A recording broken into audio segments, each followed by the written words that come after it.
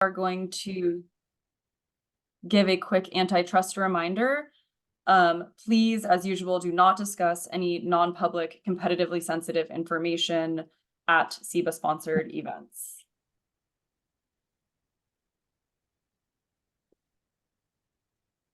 All right, so for a bit of context for this conversation, at the end of last year, we began more actively looking at where our SEBA membership stood when it comes to supplier engagement. I know we talked to a few people on this call, and as we know, this is really the key to reducing your Scope 3 emissions.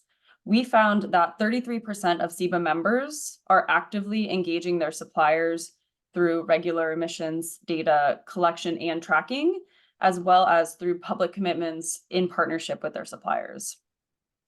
The successful supply chain engagement that we see from this 33% of members includes the 4 themes listed here. That's clear and effective communication, transparency in why suppliers are being engaged, relationships that change based on the data collected, and growing levels of support for suppliers as they progress through their clean energy procurement journeys. So today we have a deep dive into an example of how companies are supporting suppliers through additional education and training, all while collaborating with each other and also with SEBA. So with that, I will pass it off to Josh and Hannah. Thank you, Kit. It's great to be with you all today. My name is Josh Seidenfeld. I work closely with the SEBA team as a senior advisor, particularly focused on the Clean Energy Procurement Academy. And my background is working with many of y'all at places like Apple and Meta, launching Scope 3 programs. So really pleased to talk with y'all today about a topic that's just really close to my heart, which is supplier capacity building. I think some of you have had this experience when, you do years of work to put together some sort of sustainability and climate goal, and you say, okay, we're going to go tell our suppliers to buy renewable energy or ask them to, and you go and knock on their door and get sort of a blank stare in response, like, what does that mean? And so the need to teach what is procurement, what does good look like, is just a critical part of any supply chain renewable energy program, and again, something that's really close to my heart. So I'm not going to focus primarily on the academy today. I'm going to focus primarily on what does a good learning and supplier capacity program look like. Of course, we're always happy to talk with you all about the academy. You can always reach out to me or Hannah about that. But mostly we're going to up level it a little bit and talk about what should a program look like. We'll start with a focus on the academy, and we'll sort of start at the end of the story here, which is, or I shouldn't say the end of the story, at a high point that felt like the end in some ways, a culmination last November when we announced publicly that a number of companies had come together recognizing how important supplier capacity building is for Scope 3 programs, and launched a public program to train suppliers in renewable energy. You see here the press release, a quote from Kara Hurst at Amazon. We have here something like $8 trillion of market cap walking side by side, working on a non-competitive, fully antitrust compliant project here, but really cool to see this out there in the world. And so, if you go to the next slide, please. Just to put a finer point on it, the companies in the room are these 6 that you see here, plus 2 that have not yet been named. So hopefully soon we'll be able to name those. But you can see that some of the biggest brands in the world have kind of gotten the message that to be serious about supply chain renewable energy requires a capacity building program.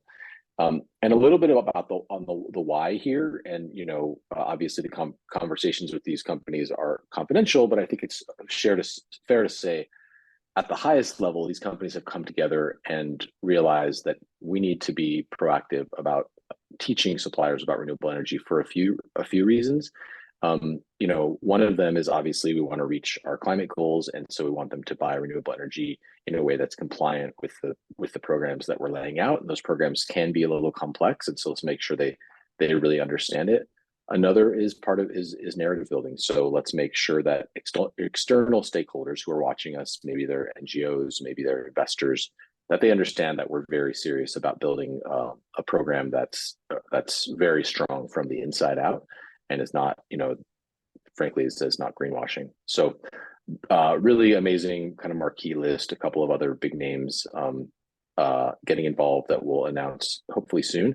And also open to talk with other members about Academy participation. These are who we call the steering committee members. And so these are sort of the marquee names, but we're also thinking about other ways to involve SIBA members in the Academy. Next slide, please. So here I'll talk a little bit about, with a couple slides on kind of the what of Academy, just high level structural. And whether or not it's with the Academy, a critical piece of training is to think about the in-person training versus the digital dimension, the remote dimension. So we put on trainings last year in Jiangsu and Guangdong provinces in China. That was kind of our pilot year. We worked with a local partner to put those on. So it was certainly a lot of work from SIBA staff like Hannah, and also a lot of work from non-SIBA staff who are there to support. And there, in case you're not aware, there are groups on the ground who have expertise running these kind of trainings, and it's worth engaging them. And I'm happy to talk one-on-one about what that looks like. And then next slide, there's also a significant digital component. So obviously, scale is just much more achievable when you move to a digital model. The experience is frankly not as robust, but it's good enough, and you can cover, you can go from scale of hundreds, dozens to hundreds in-person trainings to thousands, tens of thousands with digital tools. A couple things to point out on digital is I would just make sure that you're really starting with an understanding of who your user is, and sort of bring a design thinking perspective to the project. Like for example, Asian internet users are much more likely to access content on a mobile device, right? So it's much less likely to be on a laptop. It's also, really important to understand why they're accessing the content. What is their motivation? Are they going to be motivated to complete a whole training on their own, or is it going to require a lot of kind of intervention on the part of the purchasing company? So happy to talk more about this in the small groups, but high level, really important to think about both in-person and digital. If you have the resources to do both, I would strongly encourage you doing both, because while digital, of course, is sort of cheaper on a unit cost basis, the in-person is where you really get a chance to workshop the content and hear in real time from folks. And so at a minimum, would encourage having in-person events, if anything, to get feedback and really understand what suppliers' needs are. Next, so this is my last slide, and I'll hand it over to Hannah. A little bit on the what, the sort of like the core of the content, and these, again, would encourage y'all, if you're thinking about standing up your own program, to use these as kind of pillars of your content. Or, if you're interested in the Academy, talk to us about that. We typically start very high level, so it's really hard to know where to start. I would encourage any of you to certainly poll and get to know potential learners before you create anything for them. But we've come to sort of the understanding that we really need to first introduce, like, why should you care about clean energy procurement? And we're introducing this as the most powerful lever for corporate climate action in many cases. And then we start to get into accounting. We don't drown them in accounting, but we have to make it clear that you can't just buy any old renewable energy. You can't just buy any quantity that you want. You can't just buy any quality that you want. It has to be purchased in a way that aligns with either existing or, in some cases, future and information standards. Then next, we talk about commitments. So I know some companies want their suppliers to, for example, make SBTI commitments, and so we introduce the various kind of commitment regimes, and say, your suppliers, or sorry, your purchasers your customers may be asking you to make these commitments. It's good to understand them. And then we spend time on region specific. So you may have assumed that, like, we're doing these trainings in China, we would spend the whole time kind of workshopping and gaming, like, what does it look like to do a bilateral purchase in China? That's actually, like, that's after a lot of other stuff comes first. We do spend significant energy workshopping what does an actual transaction look like in this market, and also what are some potentially emerging transactions. So we'll be entering a new geography for the Academy this year. There are some transaction types, in most Asian geographies, there are some transaction types that just don't exist yet. And so, but we will train learners on what will it look like when that transaction type becomes available. And then finally, this last one is a little tricky, but we think it's really important, kind of from a theory of change perspective, that the people on the ground, that the companies that are operating on the ground know how to engage policymakers. And we all know that this can be challenging depending on which country you're in. In the US, we can have a little bit more of an adversarial approach on policy than you might be able to have in China or Vietnam, for example. That said, there certainly are things that companies can do almost in any country in the world to come to policymakers and share their perspective and share kind of what they need from the market and have a constructive dialogue in that way. So we put this out there to folks because we believe that it's one of the most impactful things that companies can do is engage in policy dialogue. And most companies don't realize they can and should be doing it. So that's a really quick flyover of kind of what I think what good looks like in a renewable energy capacity building program. We'll talk about more kind of in small groups. There's a lot of things we've thought about that we could be doing in the Academy or that programs could do. But I would say that's a high level framework. And with that, pass it on to Hannah. All right, thank you, Josh. Hi, everyone. My name is Hannah. I'm a senior associate at SIBA, and today I'm sharing with you all a few lessons learned from 2023 Academy. I will start off by sharing that based on my experience last year, it is so important to have like similar level of baseline knowledge to make sure the suppliers have before they come into in-person workshops, which admittedly was less of a problem in my past job in CDP, because back then our suppliers are mostly, early stage in your sustainability journey. No one really know what CDP is or how to get the questionnaire, and then we teach them one question after another. It was more straightforward.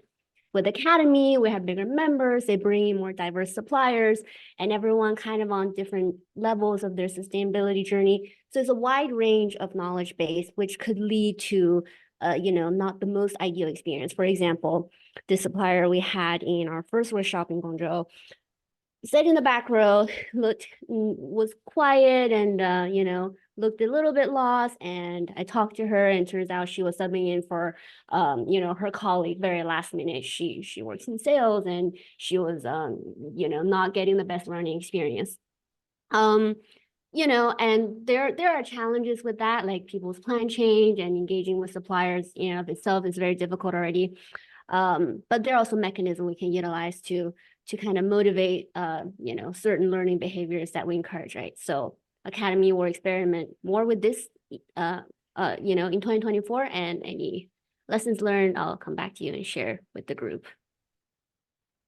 Another learning with content is the digital platform. This is more China focused, but we all know the China technology platform ecosystem is very different due to the Great Firewall.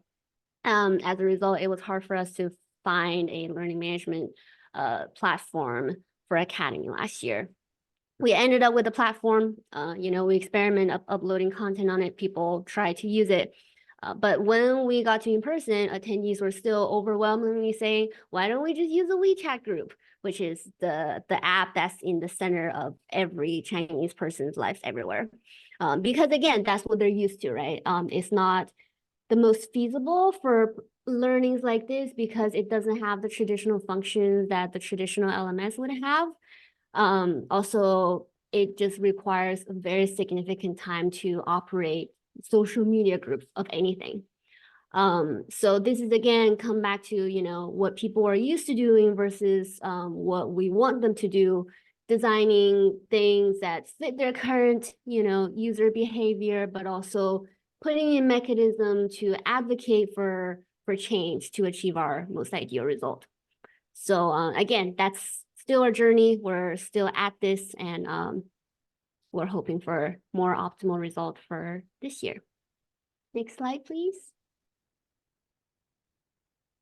some lessons learned with stakeholders. For the first one, I'm combining buyer representative and supplier participant in the same bullet point, because what I personally found is that it is just so important to have both parties in the same room, because they get to have conversations and talk about so many things in depth and form this connection and eventually community.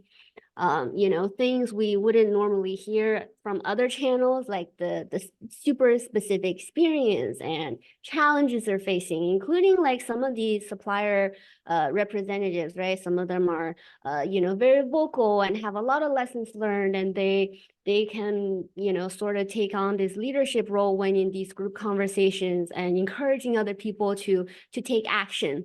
So that kind of dynamic I find really valuable, and it's important to identify, you know, all types of, you know, supplier attendees, and maybe cultivate some of them to come to future events and act as a party that brings everyone together. But again, not everyone necessarily has to be the leader, right? There was a moment in our workshop when two suppliers in the same industry, both of them just starting on their journey, the lecturer was talking about something and asking questions, and both of them were like, oh, wait, I actually don't know how to do this. We've been having trouble doing this. And the other one said, wait, we're having, you know, the exact same challenge. Like, let's add each other on WeChat. We'll keep connected in the future. So again, these kind of connections I find really valuable, and just great to see when you're there in person. Conversation between supplier and buyer, again, when they're sitting at the same table, what I hear is like, you know, what have you been doing? Like, are we using a new data set? Like which one are we like gonna end up like using more in the future? So again, that kind of you know, connection is was great. With engaging between you know, buyer representative, supplier participant, and lecturers, I also find that very important. I would say historically, SIBA trainings always incorporate a lot of engagement in our training, but for at the beginning of the academy training design, internally there was some hesitation of like, should we do less of that because we're, you know, doing our workshop in East Asia and there's could be that cultural difference. We still decided to go with, you know, a lot of engagement mechanism built in. And I think it was really worth it because it encouraged all the conversations. And it wasn't the easiest thing to do. It required a lot of nudging from our trainer, who did that fiercely, especially towards the end. It required, you know, the trainers and the lecturers, you know, sharing their own experience and really just picking out someone in the room and be like, so what do you think about it? But with this kind of constant encouragement, it definitely opened up to, again, more conversations, and generally formed a very good atmosphere. And the last point I'd like to touch on is the lecturers. So Josh touched on, you know, some of the content we're covering, and basically how we did it last year was that we gave, you know, pretty general overview for a digital platform, and then for in-person, we brought in experts from different fields working on different topics to come in and talk about, you know, more in-depth insights. And all of these lectures were great, and some of them were great in super unexpected ways, right? Like we had one expert who came here and talked about investment, and he was, you know, like more quiet and astringent in his actual lecture, but then he contributed so much later on in the class when people were talking about the GEC price yesterday and today. It turns out he has all this knowledge, and then he was like actively engaging in discussion, answering people's questions. There was another lecturer who was just super dedicated to the work. He sat through our training for the entire first day and went back and revised all his content to make sure his next day content incorporated most people's questions and like things that we already touched on. So again, it was a great learning experience, and it was great to, you know, get to know these lecturers. It wouldn't be possible if we didn't have this experience with them, right? Like having these workshops and working with them give us so much insight to how they work, and then give us insight into planning of, okay, what 2024 will look like. So it goes back to, it's important to establish these connections and maintain these connections and just cultivate a long-term relationship, which again, I think takes a lot of effort and time. If you have trouble doing it alone, it's good to join a collaborative effort in the industry to do it together. And with that, I will wrap up here. Any more questions, feel free to discuss in the breakout room. Great. Thank you so much, both of you. It's so interesting to hear sort of like a retrospective perspective on how the trainings went and what we learned from it.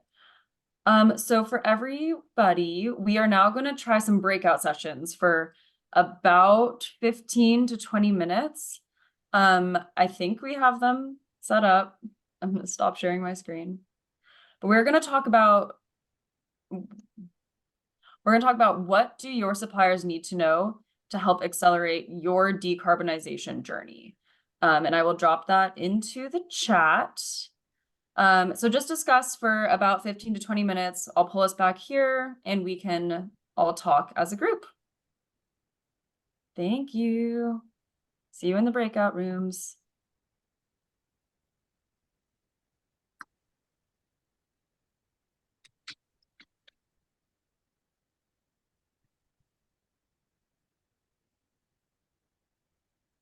Did I open those rooms correctly? I don't know. I think so. It looks like we have 2 rooms and you can choose them. Is that what's showing for everybody?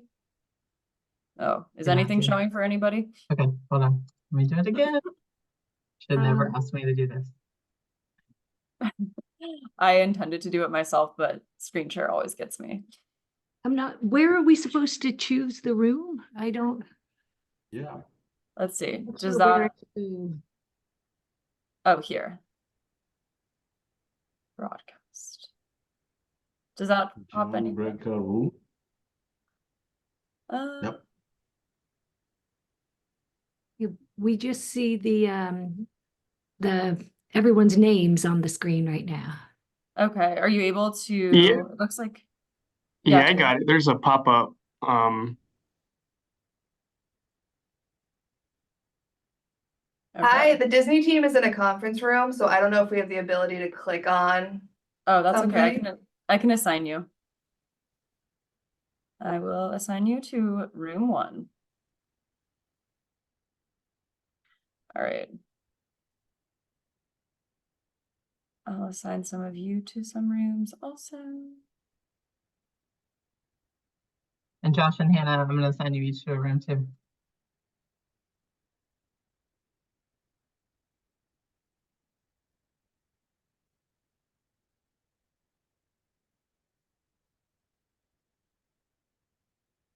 All right. And then shall we join? One of us rooms? has to stay here. I can Oh, stay to here. keep it going. Yeah, sorry about that. I clearly don't know how to. No, I am sorry for the last minute drop. I was like, I realized once I had the screen share going, I was like, I can't see, like, I don't want to show everybody me scrambling to do it. See, Hannah's in room 1. Yeah, I don't know what I did wrong. I haven't done that in a while. So. Sorry, the room kicks me out. Oh no. Oh, you're getting kicked out.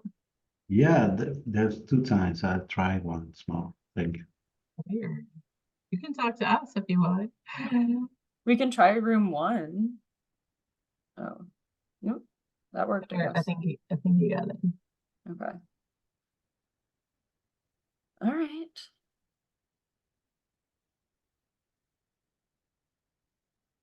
I think that was good information. Yeah, hopefully. I feel like the breakout rooms will be good too. Yeah. We do lose, let's see, how many We did people lose are Yeah, we lost quite a few people. Yeah. Maybe I'll go join Hannah's room just to see what's going on. You? Yeah. Okay, bye. All right, that means you have to stay here. That's okay. Enjoy. Thanks. Suppliers. And so when it comes to our suppliers, what they need to know to help accelerate our own decarbonization journey. We're kind of balancing the carrot and stick approach, as I say. We don't mandate anything from our suppliers right now, but we highly encourage them to kind of take their initial steps into really the whole broad spectrum of sustainability. So we have this voluntary commitment that we offer our suppliers, and we call it the ESG pledge. Depending on what type of product they're supplying to us, they commit to carbon neutrality by a certain year, and then we kind of support them on their journey down that path. So it's again, we don't have any mandate in place or mechanism where we're saying we're only going to buy products if you procure a certain amount of clean energy or hit a certain threshold of your own decarbonization in your operations, but we support them in their path. And I guess kind of the thing that we have to do to help accelerate our journey, our Scope 3 Category 1 emission reduction, is really understand where our suppliers are. So, without getting into all the details right now, we do a lot around educating our suppliers with different webinars on energy. We have an energy treasure map to help them with energy efficiency at their facilities. But we're doing a lot of internal work on building out that roadmap to our own Scope 3 Category 1 decarbonization goal, and kind of targeting suppliers based on their operations, on where they are, if they've signed on to the ESG pledge or not, and overlaying where clean energy opportunities are for their own Scope 2 emissions goals. So kind of a lot of internal roadmap development, and then external education and support for our suppliers. That's it in a nutshell, high level nutshell.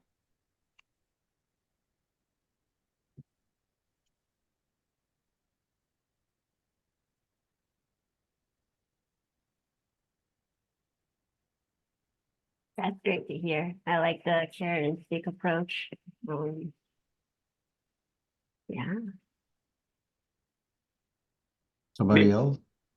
I guess I'll add one more thought, because I bet a bunch of other people here might have the same, or be running into the same kind of, I don't know, concern or issue. But GM, other auto OEMs, Ford, Honda, Toyota, you name it, ask more or less the same thing of our suppliers in different variations.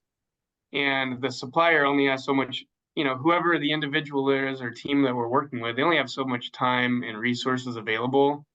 So if they're being asked to complete the CDP questionnaire or some other, like our own ESG pledge, or even the education that we offer, all of that can become very taxing and kind of overwhelming and too much to manage for these slight variations of the same type of thing. So we're, at least within the auto industry, we've actually done a lot of work last year and this year to coalesce around a common approach in terms of a questionnaire for our suppliers on the reporting periodicity or time frame, and kind of what we're asking. So it looks very similar.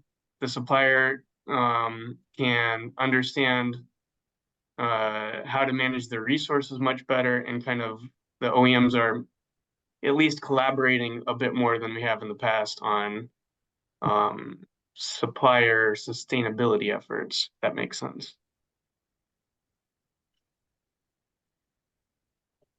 Taylor, thank you for sharing that. I know we shared that when we did our some of the surveys also, and we heard that from a couple of different industry groups in addition to auto. I'm curious, as you went through that process with OEMs, did you identify questions that you think would be different than one that REI or MasterCard or somebody else would ask related to energy? I guess I'm trying to understand what level of opportunity there is for building a common set of questions? Is it at the industry level? Is it by, working with CDP to refine questions? Is it using SIBA as a platform? Because we definitely hear the data fatigue, which all of you also experience, Mhm. likely getting that from your own customers and investors. And That- yeah, I guess that's I'm a- just trying to figure out like at what level should the problem be addressed? I mean, there's probably a lot of commonality beyond just the industry, like, REI, MasterCard, all different companies having to work with our suppliers on similar things. So at least within the auto industry, we worked through this group called Supplier Partnership for the Environment, where it's been a much more collaborative kind of dialogue with our suppliers that kind of allowed us to coalesce around a common approach. And I think the underlying impetus of this was CDP ask a lot of questions that we may or may not use. And like there's some key questions and things that we want to understand, like total energy use, scope 1, scope 2, scope 3 emissions. There's some other things that were a bit more challenging to get the auto manufacturers aligned around, and those are mainly with like nature-based solutions and wildlife habitats, pollinator landscape. So that got a little bit more nuanced, but at least when it came to energy use and emissions, we're more or less looking at the same thing. So the questions we condensed down to something very straightforward and impactful. So the intent was that we kind of all come at this within the auto industry in a similar approach to make sure we're not adding to the data fatigue and we're all getting kind of the key elements that we need in understanding our own scope 3 emissions. But yeah, where does that, how could that really play out? It's probably, my guess would be beyond just the industry level. There's a lot of commonalities between all different industries, I think. Yeah, I definitely concur there. I think the challenge has been more about behavioral change with the supplier as opposed to like the tools. I think the tools are all there. We can aggregate them and present them in a way that makes sense. And there are so many playbooks out there and things like that. But I think the challenge has been for the supplier to understand the value add for procuring renewables. I think the hesitation we're always hearing is like, oh, it's gonna increase costs, it's gonna do this, it's gonna do that, right? It's more about focusing on the I don't want to say negatives, but like focusing on, I don't know, the opportunity cost instead. So yeah, I agree with in terms of just like if there's common suppliers or something like that, that would be, I think it makes sense to say that, hey, we're not the only ones asking you to take action. There are other companies as well. And for some suppliers, they are aware of this because they have been requested by other companies, but some suppliers haven't. We're maybe the first one, so that's been the challenge.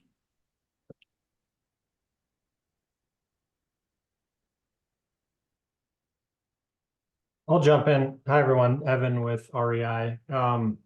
Two thoughts. First on Faiza's thought there around industry alignment on expectations, I think was kind of that theme there.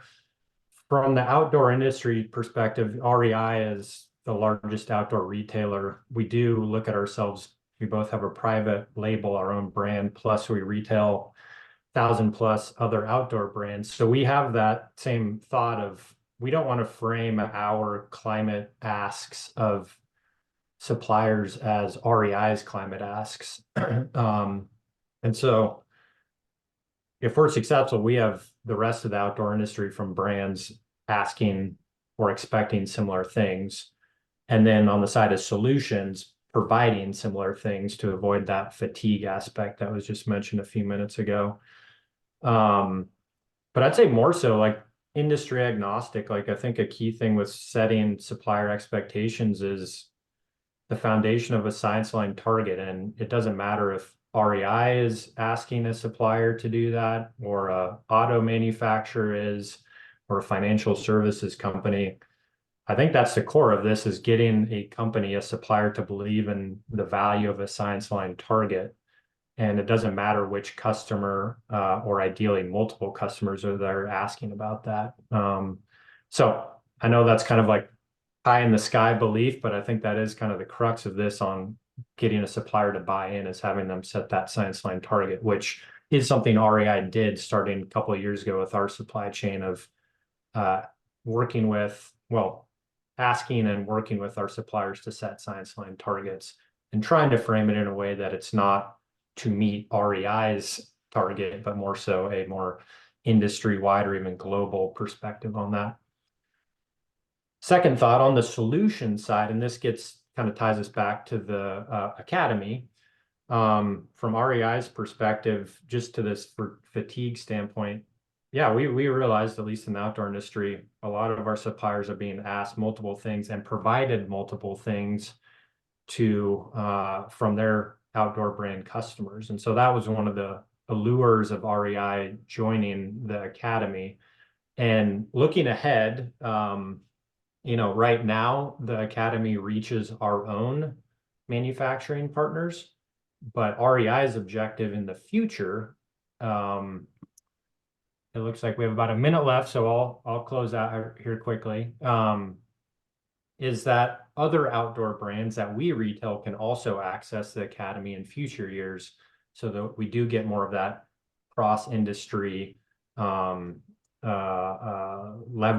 of the academy. So that's kind of our future state that we're working towards. Is it's not just us as the one outdoor brand, but all of our peers in the outdoor industry can tap into the tools provided by the academy. I know I only left about 30 seconds left if anybody else wants to jump in. Thanks. I would just add on that and say we saw it happening already in this year's academy training. One supplier, I was asking, who invited you here? And the supplier said, oh, it's this member. Actually, it's that member. Actually, I don't even remember, because I'm a supplier to all of them. So we hope to see more of that in the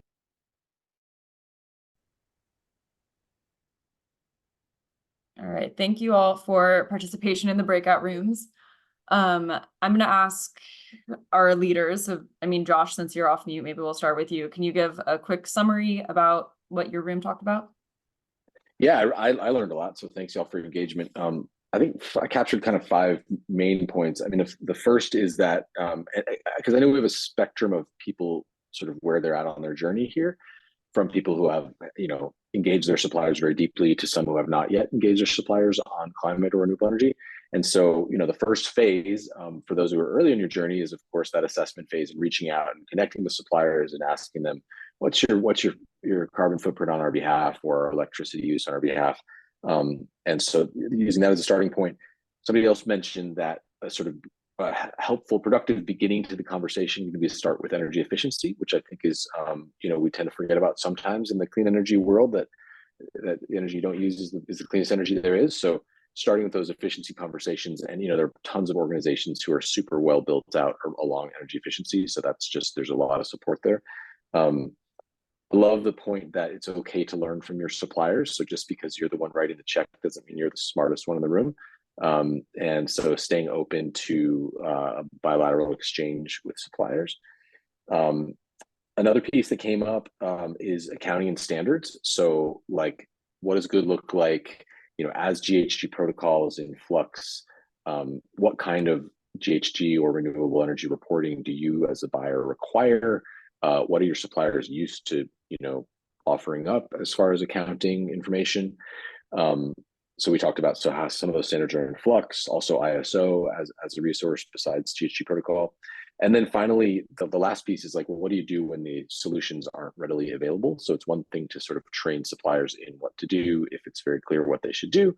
But in many cases, the solution just doesn't exist, or it doesn't exist in a very clear-cut way. So there was conversation about what does it look to roll up your sleeves and kind of get your hands dirty, creating new solutions, whether it be some sort of aggregation, or you know, credit support, or building a new solution in an offshore market. Amazing. Sarah, do you want to wrap your room? Give us a little summary. I'll let Hannah do that. I was just late to the party. Oh, Hannah, please. Okay, thanks, Sarah. I'll mostly go off your notes though. Notes from our group. There's still, as we heard, I think in multiple activator calls already at this point, the interest in like a common data questionnaire and current questionnaires, existing framework, not necessarily touch on everything we want to ask, but if we send one more questionnaire to the supplier and multiple companies do that, adding on to the reporting fatigue, which is we hear so much about in scope 3, but yeah, industry-wide standards and expectations and targets would help here. Which, you know, gets into academy with a collaborative training to start with, and maybe more things in the future, longer term. With supplier action, with supplier action, we heard some suppliers are still worried about the extra cost taking these actions and weighing that kind of short-term possible extra cost, although in renewable energy, we have seen multiple cases where it's actually more efficient to start procuring early. But anyways, yeah, weighing that kind of opportunity and, you know, benefits in the long term is again something that's important, and especially should be incorporated into our own training. Yeah, and that leads to several programs SIBA currently offer, actually, including the academy, including the supplier education kit. I think you'll give intro to soon, and also our Samba program for small and medium businesses, and getting a good overview of industry-specific topics about clean energy procurement could all be potential solutions. Okay, cool. Yeah, that is a great lead into our next topic. So I'll just say thanks again for everybody's participation. I know breakout rooms are like, I'm always hesitant about them, but it's so valuable when you get to have those smaller conversations. So thank you all for doing that. I'm going to put my screen back up again to show you what we have coming for the rest of the year, and what we have that's kind of new since last year. So based on conversations that we had at the end of last year, and I think it ties into the conversation today very well, we have a full calendar of stuff for the supply chain program, including the next activator call, which is May 1st, and that's the call that you're on right now. Activators being all of you, our energy customers who are activating your supply chains. So that's May 1st, and we are going to have guests from our Beyond the Megawatt friends. So we're going to discuss how to evaluate your suppliers and your engagement programs in a way that maximizes the environmental and social outcomes. So more to come on that later. We are also, as you see, having our activator workshop again this year. August 6th to 7th is the current date in Washington, D.C., and that is in person. And then you will also notice on here that we have a supplier workshop series, which is what Hannah was just referring to. And let me go to the next slide for more on that.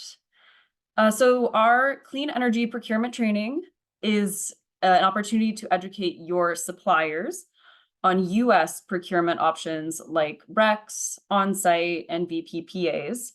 It will also cover market trends in the US and start to work through next steps for your suppliers.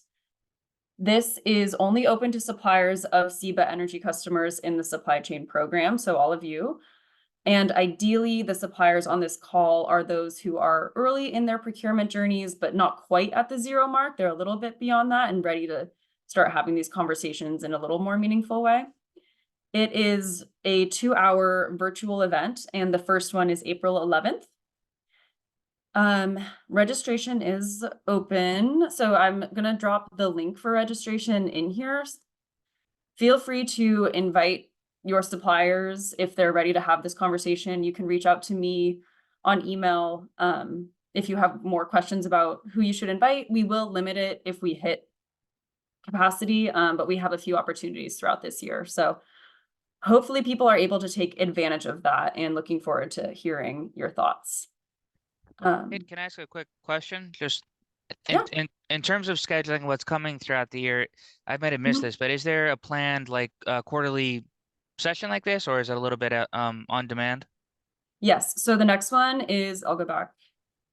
The next one is May 1st. Sorry. Yes, and then we have one July 11th and one November 13th. So I don't think I have all of that up on the website yet, but I'll get it on there so that you can plan. And this was also sent out via email if anybody gets the bulletins, but you'll see this a few times across SIBA communications. All right, cool. Yeah, that'll be helpful. I do get the bulletins. There's it's chock full of info, so I might have missed it, Yes. but all good stuff. Thank you. Okay, yeah, thank you. Yeah, so just to wrap up on this one, what we are asking is that you, again, invite your suppliers, and then also we are looking for faculty. This is going to be more meaningful if suppliers hear from the larger corporations and companies leading the way in supplier engagement. So please reach out if you are interested in being faculty. We will probably also be reaching out to you, so, be open. And I would just say for that, don't be scared of the word faculty, because that sounds like it's a lot of work for you. It's not. The SIBA team will do the majority of the education, and we will bring you in for, illustrative, whatever how to say that word correctly, examples, what it looks like in your organization, to really just hammer home what this looks like in practice. Several of you have participated when we've done energy fundamentals. This is energy fundamentals souped up, which we do at Summit every year. So if you've participated in that, you know what that looks like. But your role would be more to augment the core education, and we would give you some prompts in advance. Philip? Hi, Kit. On this training here, what's your intention in terms of like type of audience? If it's geographic specific, or if you have a list of curriculum, that way we can identify best suitable suppliers, perhaps? Yeah, I think sending out the curriculum will be easier in an email format, but what we're picturing as far as it's US focused. So it's suppliers who have operations in the US or who are looking to procure clean energy in the US. And then as far as size, we are saying like maybe your top 50 suppliers, think out of that group, or the classic SIBA line is you have 5 million megawatt hours of energy per year, like that size, so a little bit larger. We have a different solution for smaller suppliers that I can get to in a second as well. But yeah, we'll keep you updated on the official curriculum once we have a pretty way of presenting it. Thank you. Okay, thank you. So the solution that I was just referring to for smaller suppliers, small and medium businesses, is this resource, which is available now, and it's open to everybody. You all can take it, you can pass it along to your suppliers, or anyone who might be interested, and I'll drop the link for that now. This is a free course in clean energy procurement fundamentals for small and medium businesses through SEBI. So it's great. It's asynchronous. You can log on. It's a really great resource. I'd recommend checking it out. And of course, we have Summit coming up. It's May 22nd to 24th in Denver. Always the best time of year. So we really hope you can join us. Registration is open. You can scan this QR code, or you can go to our website for more information on that. And that does it. Thank you all so much for joining. We hope to see you May 1st for the next call, but always feel free to reach out to any of the SEBA team if you have questions or requests or any kind of feedback. We love to hear it. Thank you, Kate. All right. Thank you. Thank you. Thank you. Talk Bye. soon. Bye, everyone. Thank you. Bye-bye.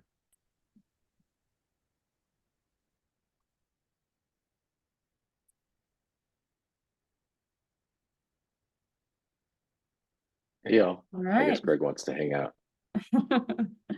He can just hang out with us. Well, thank you all so much. I think that went well. So we can regroup maybe thanks on the for side. coming. Yeah. Okay. Thank you, Kate. Thank you. Thank you. Bye. Bye-bye. Bye.